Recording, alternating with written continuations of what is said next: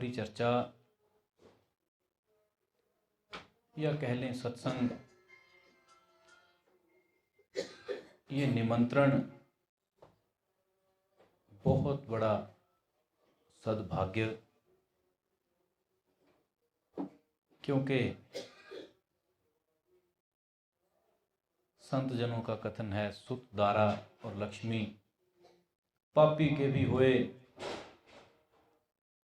संत समागम हरि कथा तुलसी दुर्लभ दोए। जिन चीज़ों के लिए हम सहज प्रयासरत हैं या जिन चीज़ों के लिए सामाजिक रूप से हम महसूस करते हैं कि वो हमारी ज़रूरतें हैं, महापुरुष संत हमारी उन ज़रूरतों को वास्तविक ज़रूरत कहते ही नहीं, क्योंकि संत जन जिस तरह से देखते हैं, जिधर से देखते हैं, हम वो आँख अपने जीवन में कभी विकसित ही नहीं कर पाते। संत जन जिस तरीके से देखते हैं वो नज़रिया बहुत कुछ और, वो नज़रिया है किसी को भी एक क्षण में सुखी शांत कर देने का। और जिस तरीके से हम संसारी लोग देखते हैं वो तरीका है पदार्थवाद का, जिसमें हम अनुभव करते हैं कि पदार्थ ही चाहिए, पदार्थ से ही सुख है, बिना पदार्थ के ये मनुष्य जीवन बेकार है। हमारी सोच यहाँ तक। और संत जन वो जरा दूसरे तरीके से देखते हैं। महत्वपूर्ण ये नहीं कि महापुरुष कैसे देखते हैं, महत्वपूर्ण ये है कि वो कैसे देख पाते हैं। ऐसा क्या है जो उन संतों ने अपनी दृष्टि वैसी बना ली और हम ना बना पाए। चाहत तो हमारी भी शांति की ही है, चाहते हम भी यही हैं कि हम शांत हो जाएं। एक गृहस्थी दूसरे गृहस्थी से, एक गृहस्थी किसी भक्त से, किसी साधु से, जीवन की कुल चर्चा का केंद्र इसी बात पर रखता है कि बस शांत हो जाएं, जीवन में स्थिरता आ जाए, और तो क्या चाहिए। चर्चा शांति की, इच्छा शांति की, पर यदि पूरे जीवन के ऊपर नजर डालो तो सारा जीवन का जीवन ही अव्यवस्थित, अशांत, परेशान, इतना परेशान, इतना अव्यवस्था, इतना जीवन में खिलारा पड़ा हुआ, और उसको देखकर भी ये समझ नहीं आई, उसको देखकर भी सीखे नहीं कि कमी कहाँ रह गई, कहाँ समस्या रह गई।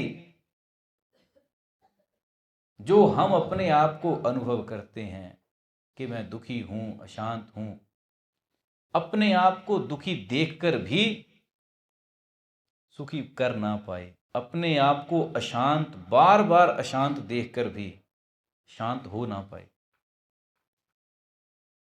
क्या है कारण? जब इस कारण को देखोगे तो पाओगे कि कभी शांति की तरफ को कोई कष्ट किया ही नहीं। ये उस बच्चे के जैसे हमारे हालात हैं, जो बच्चा पानी के किनारे बैठकर ठंड भी मना रहा, ठंड से पीड़ित है, पर पानी से खेलने का चस्का उसका कम नहीं हो रहा। ठंड लगती है तो टांगे बाहर निकाल ली, पर वहां से हिला नहीं, दोबारा फिर पानी में। छोटे छोटे बच्चों को देखो, घर में उन्हें कहीं कोई बर्तन, कोई बाल्टी पानी की भरी मिल जाए तो चाहे कितनी ठंड हो, उसका नाक चले, पर वो जाएगा फिर उसी पानी में। पानी निकालेगा, हाथ गीले करेगा, चेहरे पर डालेगा, पाँव पर। माँ रोके, बाप रोके, कोई और रोके, जिससे डरता है उसकी सुनकर पीछे भी आ जाए, दोबारा फिर वही काम। और अबोध हो तब तो अलग बात, जिन्हें होश आ गई, थोड़ा बड़ा हो गया, वो भी वही मजा ले रहा। हे प्रेमी, है तो तू वही, उसी उम्र से निकला है। उम्र के हिसाब से तू थोड़ा सा सभ्य हो गया, पर आदतें वही हैं। जिन चीजों से अशांति पैदा होती है, काम वही करता मुड़ मुड़ के। जिनसे कष्ट पैदा होते हैं, काम फिर वही, करतूत फिर वही। समझ में आता है जब संतों को, महापुरुषों को सुनता है तो समझ में आता है कि संत जन भजन की बात करते हैं, बात पते की है। पर जितनी देर तक सुनता है, समझता लगभग तब तक ही है। उसके बाद फिर मति धूमिल, फिर बुद्धि के ऊपर मिट्टी आ जाती। महापुरुष फिर अपने वचनों से झाड़ते हैं, फिर मिट्टी आ गई। सारा जीवन यही क्रम चलता रहा। गुरु महाराज झाड़ते रहे तो मिट्टी डालता रहा, महापुरुष झाड़ते रहे तो मिट्टी डालता रहा। अब क्यों करता है ऐसे? क्योंकि तेरा बचपन, तेरा जन्म ऐसे हालातों में है। तू बचपन से ही ऐसा है, माँ बाप रोकते रहे तू पानी डालता रहा। शरीर बड़ा हो गया, मन तो वही है, सोच वही है कि हमने ऐसे ही जीना, हमने नहीं सुधरना, जो मर्जी हो जाए ऐसे ही रहेंगे। संत जन कौन? जिन्होंने अपने मन पर चुभे हुए एक एक वचन को लागू कर लिया। ज्यों ही उन्होंने गुरु महाराज की सुनी, त्यों ही उन्होंने उस वचन को अपने जीवन का सार बना लिया कि जीना तो ऐसे ही जीना। यदि एक कोई वचन चुभ गया, क्योंकि महापुरुष वो हुए जिनके लिए बहुत ज्यादा बोला नहीं गया, गुरु महाराज ने बहुत नहीं समझाया, एक आध वचन कोई पकड़ लिया, बस उसके ऊपर घिसते ही चले गए, घिसते ही चले गए। जीवन को, अपने मन को उस एक वचन पर इतनी धार दी, इतनी धार दी कि तीखे हो गए। बहुत वचन नहीं उठाए उन्होंने, एक वचन, एक शब्द गुरुदेव का, जाका अनंत विचार, थाके मुनिजन पंडिता, वेद न पावे पार। एक शब्द, गुरु महाराज का एक शब्द भी बहुत है, पकड़ में आ जाए। क्योंकि एक में कमाल है। किसी मुस्लिम फकीर ने लिखा, एक में कमाल है, ये एक का जलाल है। कहते एक का ही कमाल, एक का ही जलाल, उस एक पर ब्रह्म की कृपा कहूं, उस एक पर ब्रह्म का आशीर्वाद कहूं कि जिसे ये जीवन में समझ आ गया। अध्यात्म की रखो एक तरफ, किसी को भौतिक दुनिया में भी ये समझ आ गया कि मैं माता पिता की, किसी उस्ताद की एक बात पर पक्का होता चला जाऊं, हे प्रेमी, वो तो एक सिरे का कारीगर बन जाता। तो फिर ब्रह्मदर्शी गुरु महाराज के तो कहना ही क्या। एक वचन पकड़ लिया, उसके ऊपर घिसता चला जाए, उसे जीवन का सार बना ले, फिर वही वचन वचन है। जब किसी भक्त के लिए कभी किन्हीं गुरु महाराज ने एक वचन कहा, भक्त ने पूछा कि मैं अपने कल्याण के लिए क्या करूं। गुरु महाराज सहज अवस्था में प्रसन्न रहे होंगे, वचन कह दिए। वचन क्या कहे? कहते गुण गाए जा और मस्त रहे।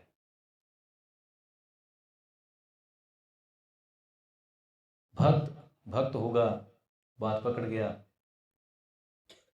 उसने इस तत्व को जीवन का सार बना लिया। दोबारा नहीं पूछा, क्योंकि जिसे दोबारा दोबारा तिबारा पूछने की आदत है, उसके जीवन का एक प्रमाण ये निश्चित है कि वो करने वाला नहीं है। बार बार पूछेगा ही कौन?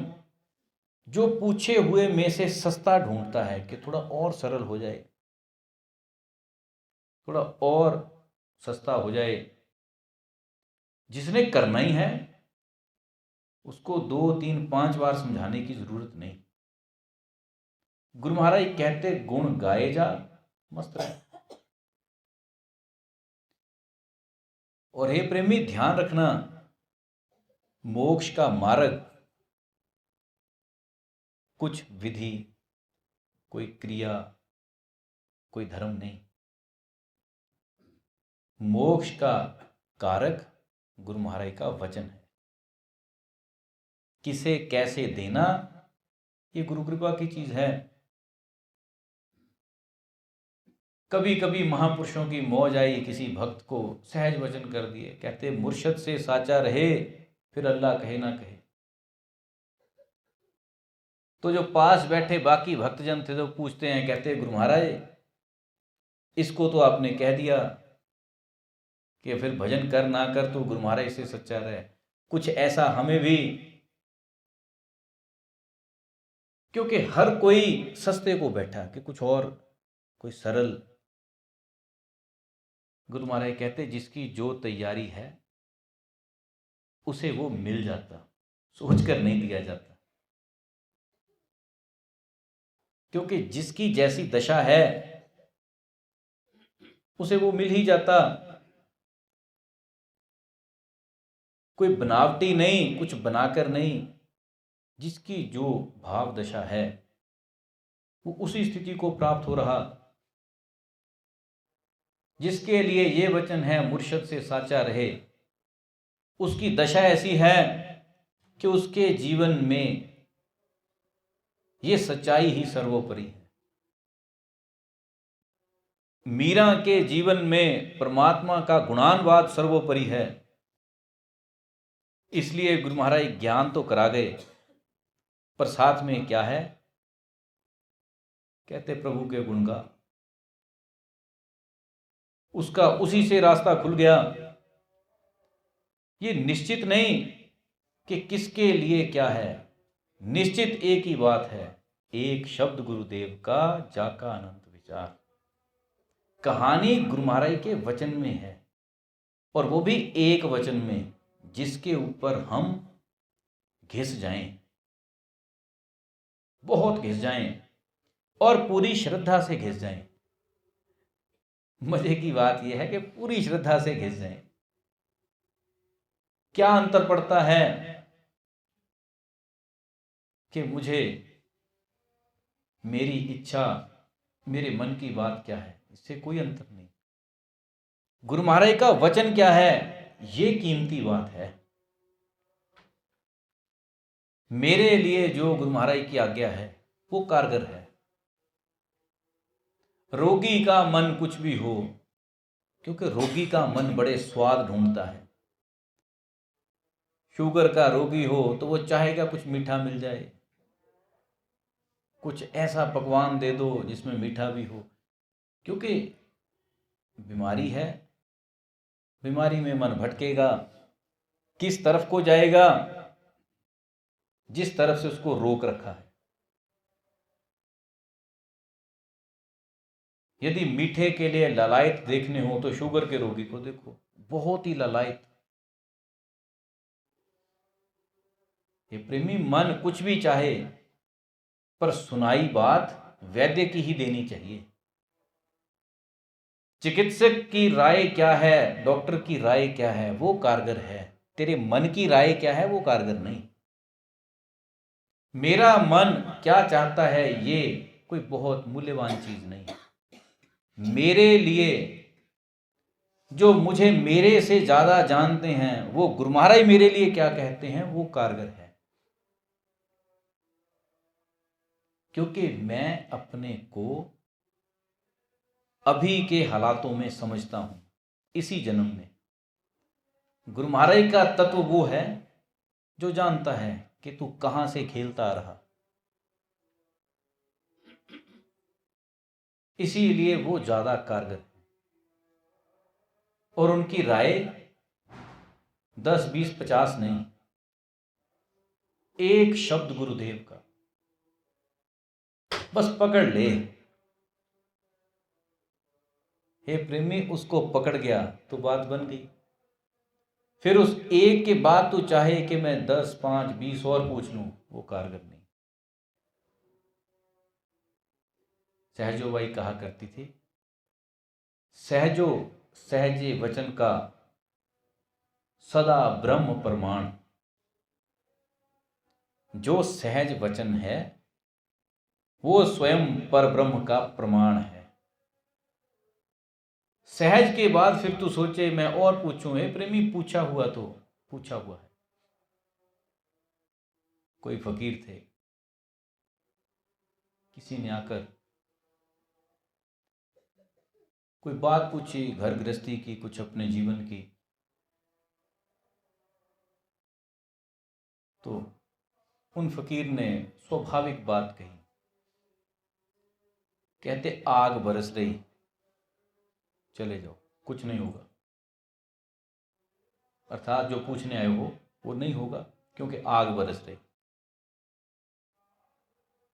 अब पूछने वाला और आगे से कई तरफ से घुमाकर, अच्छा जी वो ऐसे वैसे, बहुत लंबे समय तक वार्ता चलती रही। वो फकीर जिस तरफ से भी समझाना चाहें वो बात बने ना, उसका हल कोई कारगर ना मिले।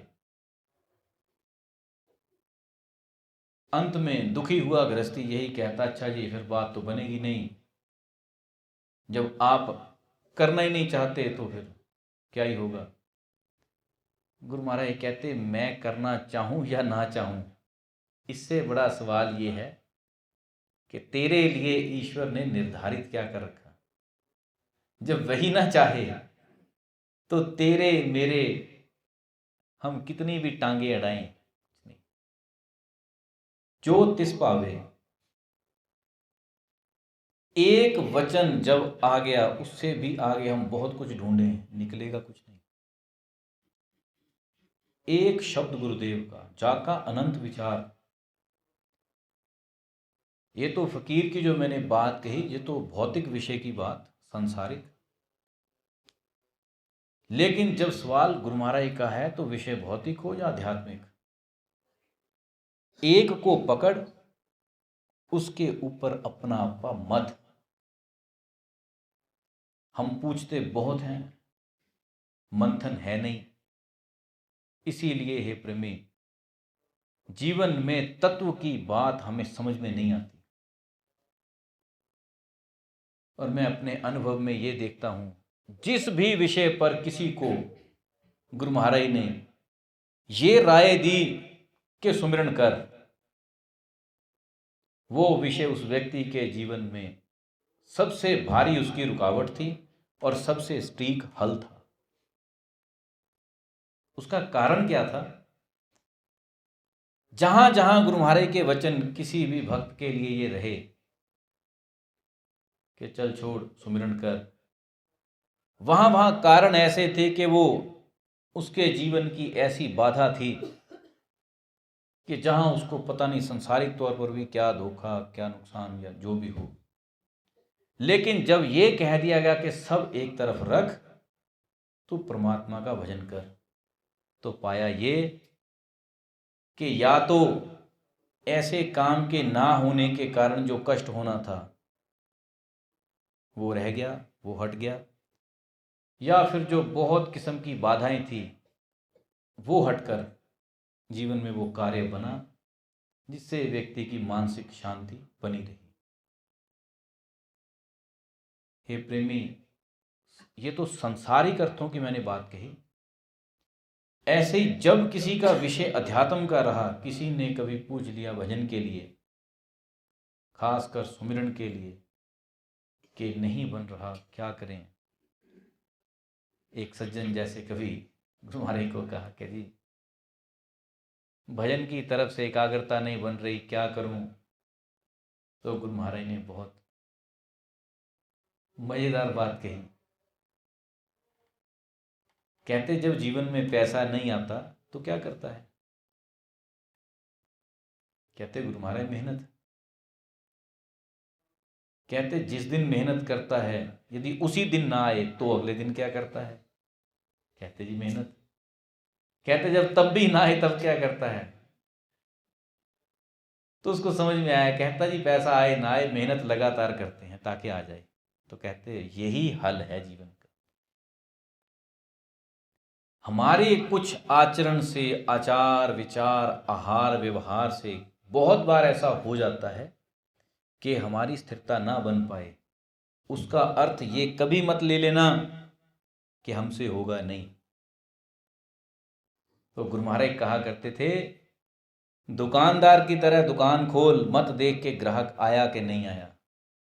तू अपना काम जारी रख। परमात्मा कहीं भागा नहीं जिसकी लंगोटी पकड़कर खींचनी। हे प्रेमी, तू अस्थिर है, ईश्वर अस्थिर नहीं। अस्थिरता तेरे में है। और शब्द क्या है कि परमात्मा तो बड़ा दूर है, उसको कहां पकड़ना। बिल्कुल सही बात। जो खुद अस्थिर है उसके लिए परमात्मा बहुत दूर है। नहीं तो परमात्मा दूर नहीं, बल्कि समस्या तेरी उस आंख में है। बुनियादी समस्या उस आंख में है जिसने उसे देखना है। चमड़े की आंखों से तो दिखाई देता नहीं। स्वयं युद्ध के मैदान में खड़े होकर कृष्ण कहते हैं, तू मुझे अपने इन नेत्रों से नहीं देख सकता। ये किसे कह रहे हैं। जो अर्जुन भी उसी रथ पर है और उन कृष्ण को देख रहा है, उसी को कृष्ण कह रहे हैं, तू मुझे इन नेत्रों से, प्राकृतिक नेत्रों से नहीं देख सकता।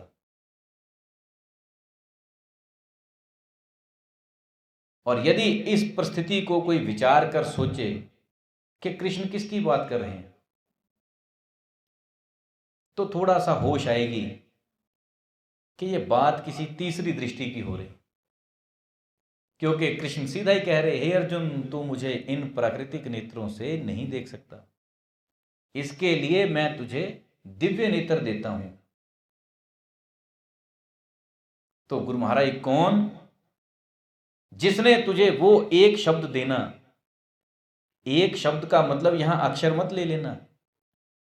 एक शब्द का अर्थ जिसने वो दृष्टि दे दी कि देखना कैसे। क्योंकि जैसे ही मैं शब्द कहता हूं तो विचारवान लोगों का मन शुरू हो जाता, ABC, या तो ये होगा या अ से लेकर ज्ञ तक कुछ होगा।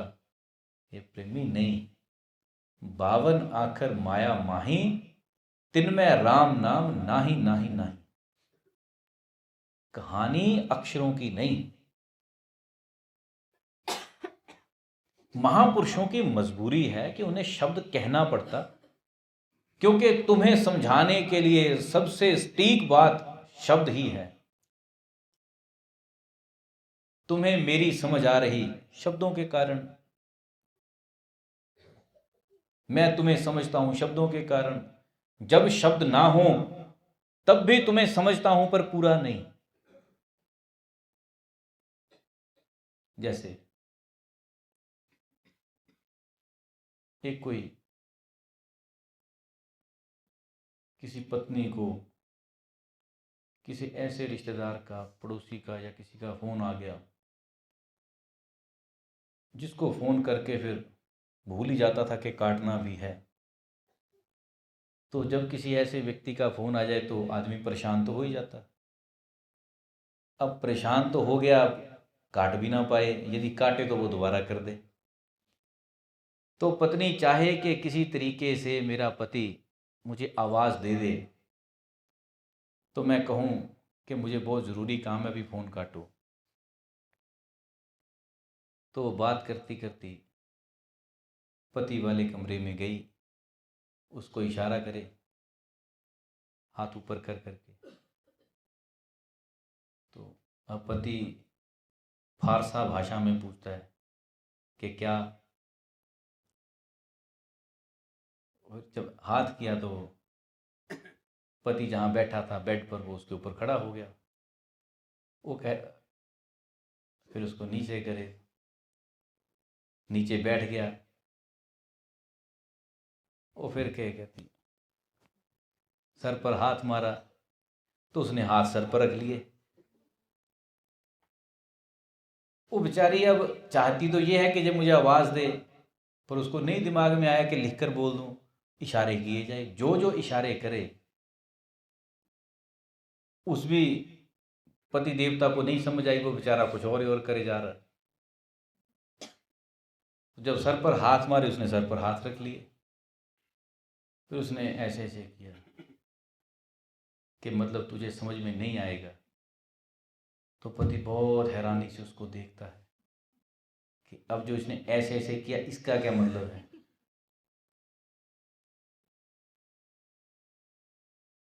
वो तो फिर कहे, फिर वो पूछता कि भोजन क्या बनाया। फिर वो ऐसे करे, मतलब अपनी तरफ से कह रही फिटे मुंह। तो जब ऐसे करके कहा, तो पति आगे से उसको इशारा करता है कि मेरा कि तेरा। ये प्रेमी भाव, शब्दों से जो बात बनती है वो भाव इशारों से उतनी नहीं बनती, बनती है पर कुछ और ही बनती है। सदग्रंथ भी यही कहते हैं। सदग्रंथ कहते हैं तेरे अंदर, तेरा साईं तुझ में। जब महापुरुष सदग्रंथ ये कहते हैं ना तेरा साईं तुझ में, तो बहुत जो ज्यादा पढ़ लिख जाए उसको ये समझ में आता है कि यहां अंदर, कि यहां है, अंदर है। कोई कहता नहीं यहां नहीं, थोड़ा सा इधर है, क्योंकि वो वही इशारे ही हो रहे। अब महापुरुष तो जो कह रहे वो समझ में ना आए, तो फिर यही पकड़ेगा। कोई कहता नहीं यहां है, एक कहता नहीं यहां है, एक कहता यहां है यही हो रहा, काम यही है, तेरा साईं तुझ में। कहानी कुछ और ही चली जा रही। हे प्रेमी, सदग्रंथ कहते कुछ हैं, संत जन कहते कुछ हैं, तू पकड़ता कुछ है। क्योंकि तुझे ये लगता है कि जो शब्द हैं यही स्टीक हैं। ये बिल्कुल एग्जैक्ट वही चीज है। पर जिस भाषा में ये स्टीक हैं वो भाषा तो तुझे आनी चाहिए।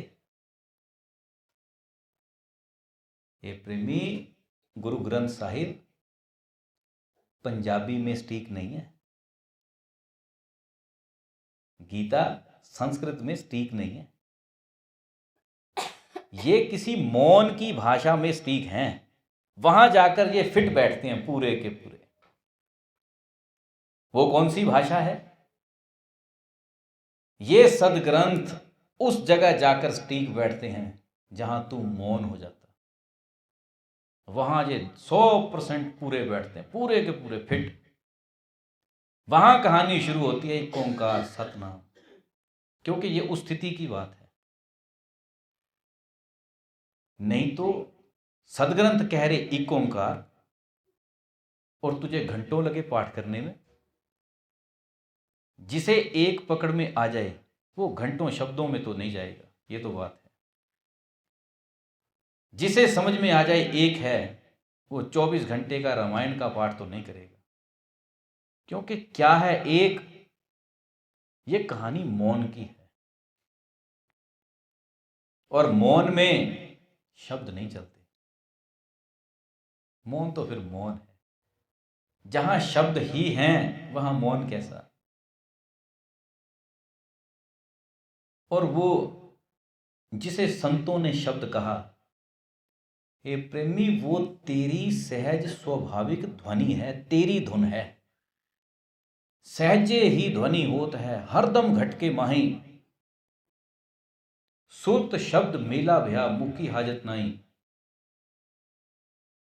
जिस दिन तेरी सुरती, तेरा ख्याल, तेरी ध्यान की एकाग्रता इतनी हो जाए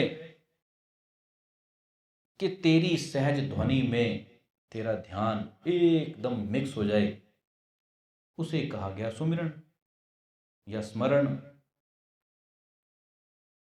लेकिन हम अपने जीवन के उस पहलू पर काम नहीं करते। हम सदा से परमात्मा को ऐसे खोजने लगे हैं जैसे सांप बिल खोजता है। सांप को कभी देखना, किसी कमरे में या कहीं छोड़ दो तो वो दीवार के साथ साथ चलेगा, फिर देखेगा कि कहाँ से रास्ता बन रहा, जहां हल्का सा छिद्र मिला वहां घुसेगा, आगे बंद है लौट आएगा फिर कहीं और। हम ग्रंथों में ऐसे खोजते हैं कि शायद यहां है, इस पन्ने पर है, यहां है। ये प्रेमी, तेरा साईं तुध में, तू कहां खोजता है, किन शब्दों में खोजता है। ईश्वर शब्दों का विषय नहीं, होश का विषय है, होश। जिसे संत जन कहते हैं, जागो रे नर जागना, अब जागन की बार। जाग, बेहोशी में मत रह, क्योंकि ईश्वर होश का विषय है। हमें समझ में क्यों नहीं आता? क्योंकि हम अपने आप में बंटे हुए हैं। जैसे सोया आदमी क्या है, खिल रहा हुआ। सोए आदमी का सिर कहीं, पैर कहीं, टांगें कहीं, उसको कोई पता नहीं वो किस दशा में है, बिल्कुल उसका खिलारा पड़ा हुआ। सोए आदमी को कोई मतलब नहीं उसके बाल कैसे हैं, उसका कपड़ा किधर जा रहा, क्योंकि वो खिल रहा हुआ है। जागा हुआ कौन? जागा हुआ वो जो व्यवस्थित है, कहाँ बैठना, कैसे बैठना, कैसी बात, कैसे रहना, यह है जागना। सोया आदमी खिल रहा हुआ है। नानक कहते हैं, जागो रे नर जागना, अब जागन की बात। फिर क्या जागे नानका, जो सोए पांव पसार। अब जाग, क्योंकि अब बारी है, जाग सकता है। अब संभाल उस एक शब्द को। फिर जब सोए, पांव पसर गए, फिर नहीं आंख खुलेगी, क्योंकि टिकट कट गई, चल आगे, अभी समय है। इसलिए हे प्रेमी, इधर उधर की बातों में चित देने की बजाय, इधर उधर को देखने की बजाय, जो तू अपने कल्याण के लिए अब समय निकाल सकता उसको निकाल। बहुत रंग की बातों में, बहुत रंग के लोगों के साथ, बहुत प्रकार की कामनाओं में उलझकर ये जो समय बेकार जा रहा, ये जो बहुत तरफ को उलझा हुआ चित है, ये कल्याण के मार्ग में बाधक है, अंतर्मुखी होने नहीं देगा ये। तू बहुत प्रयास करके अंतर्मुखी हुआ, ज्यों ही दुनिया की थोड़ी सी हवा लगी, फिर मन वहीं बाहर, फिर बहुत प्रयास किए, फिर बाहर, सारा जीवन यहीं झूलता रह जाता।